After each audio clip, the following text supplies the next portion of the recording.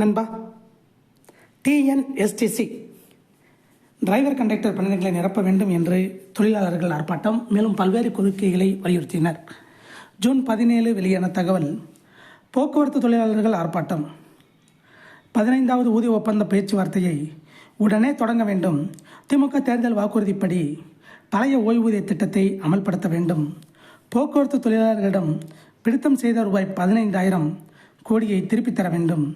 நிலுவையிலுள்ள ஓய்வு பெற்ற தொழிலாளர்களின் அகவிலைப்படி உயர்வை வழங்க வேண்டும் உள்ளிட்ட 6 அம்ச கோரிக்கைகளை வலியுறுத்தி சிஐடியு சார்பில் தமிழகம் முழுவதும் உள்ள 100 பணிமனைகள் முன் இம்மாதம் 24ஆம் தேதி காலை 10 முதல் 25ஆம் தேதி காலை 10 மணி வரை 24 மணி நேர உண்ணாவிரத போராட்டம் நடைபெற உள்ளது.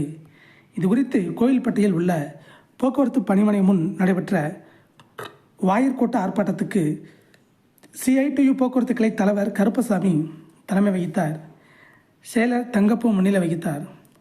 சம்மேளன குழு உறுப்பினர்கள் பாலசுப்ரமணியன், சிவகுமார், மார்க்சிஸ்ட் நகர செயலர் சீனிவாசன், ஒன்றிய செயலர் தெய்வேந்திரன், ஓய்வு பெற்ற போக்குவரத்து தொழிலாளர்கள் முருகானந்தம், மாரியப்பன் ஆகியோர் கோரிக்கைகளை வலியுறுத்தி பேசினர். பொருளாளர் ராமசாமி நன்றி கூறினார்.